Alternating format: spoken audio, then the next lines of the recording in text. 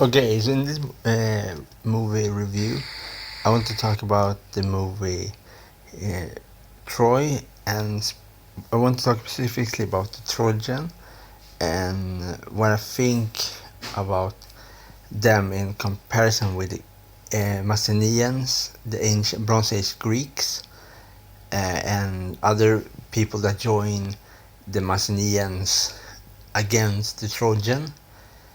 Because it's a big difference with Macedonian comparable to the Dorian Greeks, because Dorian Greeks come under the Bronze Age collapse around 1200 or 1100 BC. Was a wave of migration from different people. Some people from Italy, placed in Italy. Some people from Turkey and other places in the Mediterranean Sea. Obviously, they attacked Egypt. They attacked the Hittites and lots of the big kingdoms like the Hittites, the Egyptians, the Macedonians was destroyed. Of the migration, not really destroyed in that. Okay, there was easy way to say it was destroyed, but there was reborn again as other kingdoms. For example, the Babylonians, the new Babylonians, the Medes, the Achaemenid Empire, the Persian Empire, and this kind of thing. So the thing I'm wondering about, that's just my I'm wondering about how was the Trojan in reality, as a realistic, how was the Trojan warrior clad in, what kind of armor did the Trojan warrior have? For in this movie Troy, we only see like Greek fashion armor, like modern Greek armor fashion, like almost like not like almost like from 400 BC, but we don't see the correct kind of Macedonian armor we see in the Bronze Age, like in the sorry 1500 BC to like we. And this is what I'm wondering about all of this kind of thing. Is like we really get only one side of the picture. We only see Greek, but we don't see really how the Trojan was in armor. What was the Trojan armor very influenced with from the Hittite armor, from the Hittites? Because when we see like the sculpture of the Hittite, one, I don't know the name of that sculpture, but it's a big statue, and we see a guy with a strange helmet and a round shield and a forward curved sword, and I'm wondering if the Trojans was similar clad in some ways to the Hittites, because the Trojan paid tribute to the Hittites to save themselves from the Hittites, because the Hittites were the big kingdom at that time under the Trojans at that time. There obviously a different time period with the Trojan, but if we're just focusing on the period in the time period between 1300 BC to 1200 BC, we know the Hittite was in some way alliance with the Trojan against the Macedonians, and this kind of thing. So I'm wondering if that is if they have the same armor to the Trojan have the same armor as to the Hittites, and because obviously the different kind of version of armor because of the rank of the soldiers and this kind of thing. But that's the biggest problem in lots of for example, the books or the description of the Macedonians and the Trojans, because most of them focusing on the Macedonians and give us very little information about the Trojan. Like obviously the Trojan is the real name. They have they have other names too, obviously. So it's lots of information for me. Personally, I think it would be very interesting for to hear from real experts what kind of belief did the Trojan have, what was their main guard in the belief system, do they have the same belief system as the Macedonians or the Hittites? Do they believe that what in the 100 guards that the Hittites do?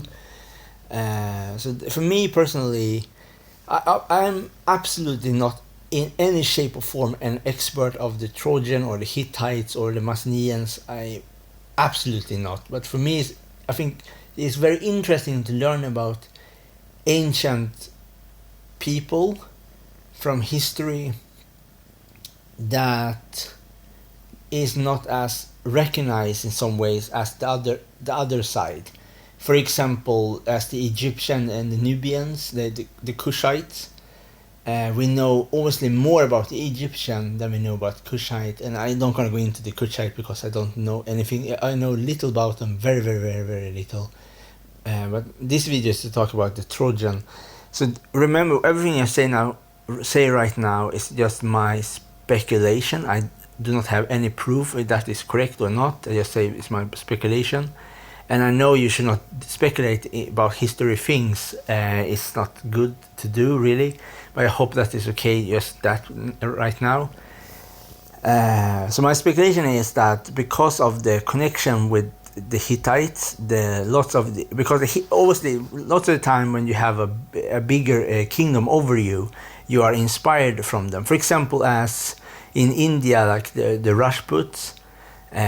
Originally the Rajput was come from some group of the Scythians or some group of the Turkic nomadic people like the Hephthalites, and they adopt Indian culture, like they adopt one of the goddesses, Durga, but they changed Durga in some ways to make her more warlike, because the Rajput believe in war. They believe to sacrifice themselves in war and die in battle. That is the way to come to heaven. Similar, for example, to the Vikings or the Spartans or the samurai. It's very similar to the Rajput in the way, and the Zulu. Lots of the warrior culture in history are connected in some ways in belief system. Like they have something very similar to each other. And this kind of thing. So that is just my speculation here, is that because of the Hittites was the big guys, like they was the big five. There was the Assyrians, Egyptians. Obviously the Medes was not existed yet. There was not as a big. So the Hittites, the Egyptian, and the Babylonians was like the big guys they talk about. There was if for example, if the Babylonians send you a message, like you listen to the message because they are so powerful. The same, for example, Egyptian, and this kind of thing. And so I'm wondering about if that is so that the Hittites. The Trojan was inspired from the Hittite, so most of the armor and the weapons that was like the good quality armor and weapons was the rich from the Trojan elite buy Hittite armor, because the Hittite was one of the first people that have iron in that early age, in comparison to the other people in that around that circle. So Hittites was very advanced for that point of time, and so on. So I think maybe the best Trojan, like the rich Trojan, buy weapon from the Hittites, like the good quality. For example, it's similar to some of the quality, in example, Hispanic steel in Spain, or like in India, the Rajput. Like a really good Rajput sword, for example, was bought from the Persian, like with wood steel, or in all the way from Syria, Damascus. So, woods is from India. I'm very sorry, I said wrong there. Woods is from India. Damascus is special steel from Syria. So lots of good quality. For example, Damascus wood steel was very specifically good weapon that different Indian kingdom have if they have a good quality weapon. And this is, I think, a similarity with the Trojan. Like the good quality weapon the Trojan have was for the elite. Not everybody have a chance to buy this expense with good quality. So even if the weapon looked similar, the quality was different. For example, if it's similar to you buy like a Gucci handbag, like you hold a hand, or obviously one is a real Gucci, like really expensive Gucci. The other one is fake Gucci, but look the same. That is the same with sword. For example, one type of sword looks exactly similar if you just see the shape of the blade and the handle, but if you look closer to the blade, you see the wartime pattern, shape of the blade, and all this kind of thing.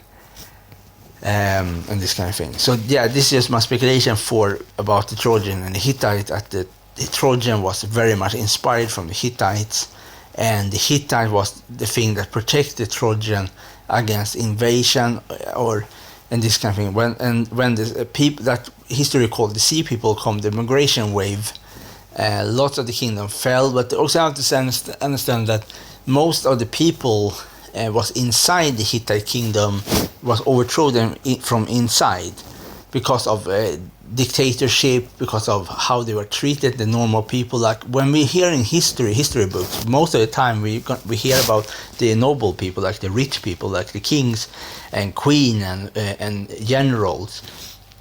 We don't hear about like the normal people that live in that society.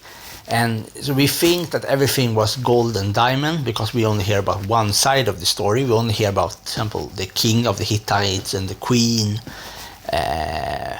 And for example, in the Trojan history, like the War of Troy, we only hear about the queen, the king, and all the other famous people. We don't hear about how the normal people was in the story. So obviously,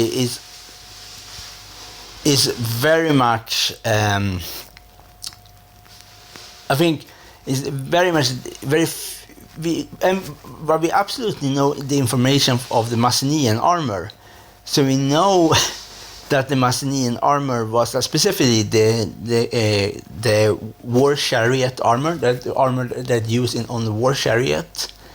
They have a specific armor that was very protective against that time of throwing weapon. For example, the javelins and the arrows.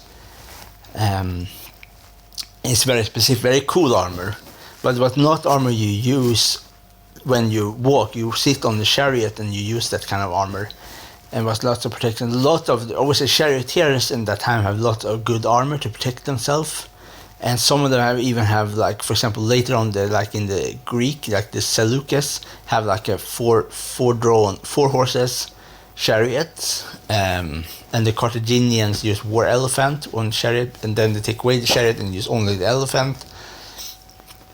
And so the chariot was always a different time. For example, in Egypt, in Hittites, the Macedonians, the Celts, the Shang dynasty in China, all of them use different kind of chariots. Like if you see a Shang war chariot from the Shang dynasty, in China from like 1500 BC, in the Bronze Age of China, you see the very different build, that kind of chariots, comparable to the Celtic chariot. I think it's more like a heavy tank was the Shang chariot, and this kind of thing. But that is always the similarity in some ways with, for example, in China, in the warring state for like, I think it was from 400 to 300 to 200 BC, the warring state period was on. And that is similar time when we see the Persian invade Greece, Philip II, Alexander the Great, all the big thing in Europe, in that in that world, in Greek world, and we also see if we go also see a very interesting thing. For example, we see the development from, for example, when Philip was sent as a prisoner, Philip II. was the what's the name of this group of people? There was the arch enemy of the Spartans, and they defeat Spartans because there was not the Athenians. Oh, what's the name of them? The Thebes, secret band of Thebes, the Thebans. They developed they upgraded the length of their spears, and when Philip see that when he was free, he advanced with the new technology. He developed the version that called the sarissa, the very long spears, and obviously they was much longer than all of the other spears that the Greek use.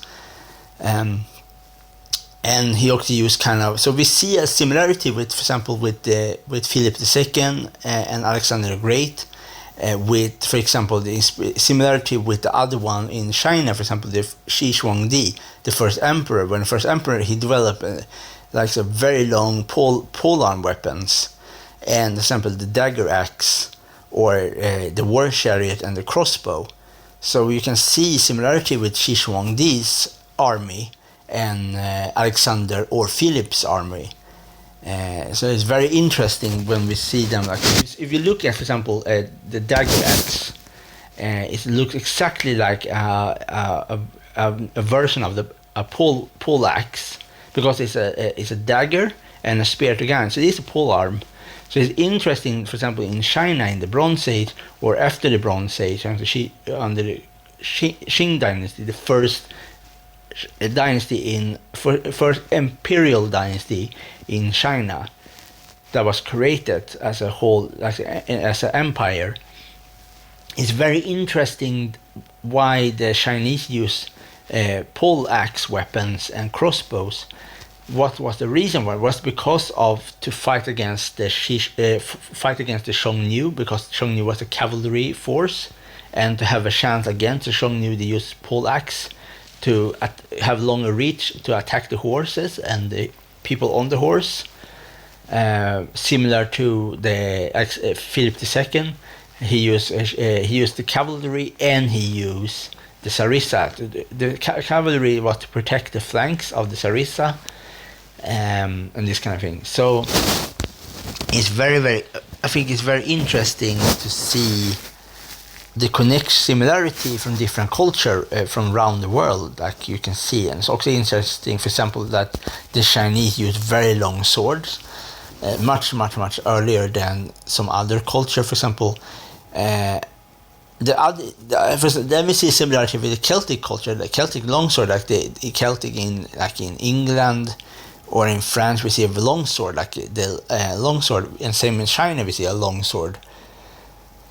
And this kind of thing. So, and that is also one other thing, other culture I want to go into, where I was still gonna focusing on the video, is still focusing on the Hittites and the Trojan. But one thing with that is when we look, for example, at the Hittite weapon, we see a forward curved weapon. When we look at the Etruscan weapon, before they was assimilated of the Romans and turned to a Roman people, that turned to, not that, but they was not their own people anymore. They was just Roman. You can see that the blades of Etruscans in some ways look similar to Hittite weapon, but that do not mean that the Hittites and the Hittites or the Trojan are the same or connected in some ways with the Etruscan. Maybe they are connected in buying things from each other, or the Etruscans was one of the sea people, and they see maybe they serve as spear throwers, like the smaller troops to the Hittites or the Trojan. So after the Trojan was overthrown, they learn from the inspiration from the Trojan or the Hittites with their weapons and take them with them back to Tuscany and Italy. And from there they adopt that kind of version of weapons and this kind of thing. But I say that before in my other video, so my speculation here is that in some ways the Etruscans or the Racina are one of the sea people, and in some ways they work for the Hittite or the Trojan. I'm not sure who they work for. And after happened something, they was not promised the payment they should get. There was a revolt, and it was a revolt, different revolt because of drought and all this kind of thing. And one of the revolt. But after the time, the Etruscans, the Racina, have served the Trojan, they come back to Toscana, because I think, and when they come, or they come from, maybe Etruscan come from Turkey, and they come to Italy, to Toscana, and they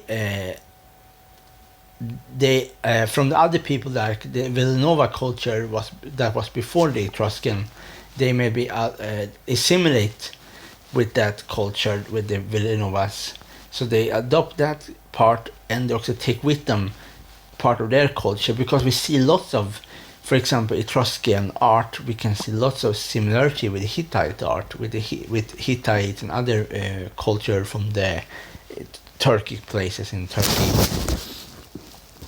and this kind of thing. So that's just my speculation here, that one of the sea people is the Etruscan, and they serve the Trojan before they come back, that is my speculation. But the problem here is that the problem is the Trojan. The problem is the person that described the Trojan for us the first time is the first history man. His name. Oh, what's his name again? Oh, that's a bit embarrassing to forget his name. But the person described all this the Trojan War with Helen of Troy and all of these kind of people. The problem here is that person was Greek, and he was living long after that time period happened, that war happened, and he described everything from the a Greek point of view. He don't give any information about the Trojan. He only said they take the Helen of Sparta, that later beat Helen of Troy, and all this kind of thing. But the Macedonians save Helen, or they force Helen to come back again, or they kill her, and they come, all this kind of thing. The big Trojan horse, and the Trojan take in the horse, and inside the horse, the wooden horse, lots of Macedonian or other kind of Greeks was there. That is the story, obviously. But obviously that was the story, and that is not a reality. Like we know in the new Assyrian kingdom, we know that the Assyrian was capable to build big war machines to attack the Judah kingdom. We can see like paintings and in stone carvings of the new Assyrians attacking with the big war machines. So they were capable to do that. So that is not impossible to build a big horse. That is not okay. Is not easy, but you absolutely can do it. But I don't think a people after 12 years of war just gonna open the gate for a big wooden horse that's just stand there and don't question why there's a big horse there. I think it's a bit ironic to think that a people at that stupid gonna just, okay, we have fight these Greeks, the Macedonians, for 12 years. Okay, now it's a big wooden horse here. Okay, we open the gate. Of course they don't gonna do that. Obviously they're probably gonna turn the wooden horse on fire, or do something to try to see if there's something inside the wooden horse. Like probably use some kind of method. Like maybe do a fake fire, or something like that. But the problem, what really happened to the Trojan or the Volusias, was probably one of, or some of the sea people attacked them, probably from inside. Maybe the Etruscans, maybe one of that work as a mercenary for the Trojan, maybe something happened, and then the Volusian, the Racina see an opening for them to attack them, or all this kind of thing. For example, like this is the similarity with like you have pirates. Obviously, pirates are not stupid. Pirates only gonna attack if they know they have a chance to win. They don't gonna fight a big armada. Like they're gonna be blown to smithereens. And that is the same, I think, for the sea people. Obviously, they are not from the sea, but it's like the stupid name. They have many different ways. The most famous one, the person that probably we're gonna know the most about is the Philistines, and this kind of thing. But we don't know. We only know that Philistines' art is similar to some kind of Greek art, but that do not mean that they are Greek. They just mean they have similarity art and just lots of inspiration from the culture and connection. And that, I think, that is similarity with the Rasina, when they serve the Volusians or the Hittites, is that if you work for somebody many years, you will see what that people do, and you will adopt that. You will learn that language, and you will learn their custom, and all of these kind of things. So I think that is the only thing personally I think is interesting, is that we never get a good information of the Trojans from that time period, from 1200 BC or 1100 BC. Who was the Trojan?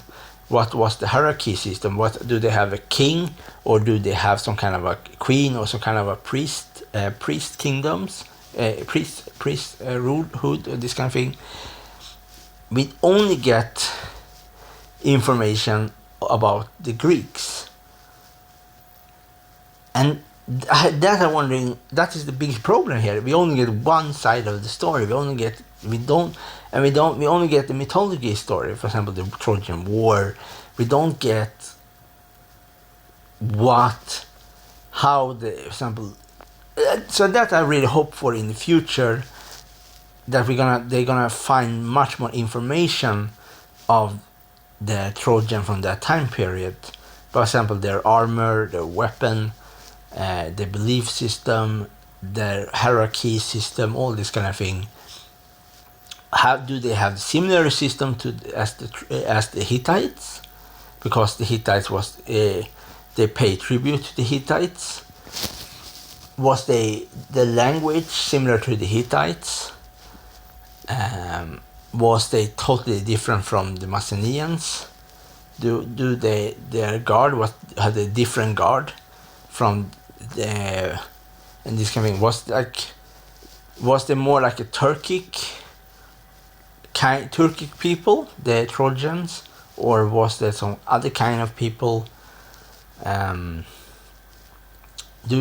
know that, for example, the Hittites speak Indo-European language, so that is very interesting.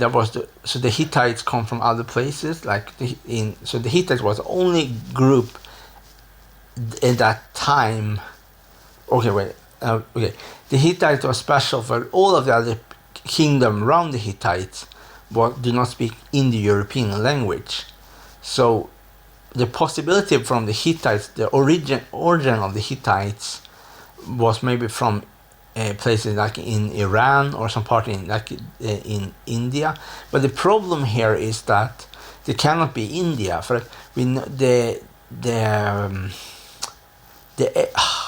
how can I say that, the Aryan migration to India that later come after the collapse of what's the name of that kingdom that before the Aryan invasion of India. There was the Harappa culture, because it was like around, I think, 1200, the Aryan invasion of India, like the migration. There are people that speak Indo-European language, So that is the similarity, for example, with the Hittites. But Hittites was from like 1600 to like 1200 exactly, when 1200 was the final part of that scene, of the end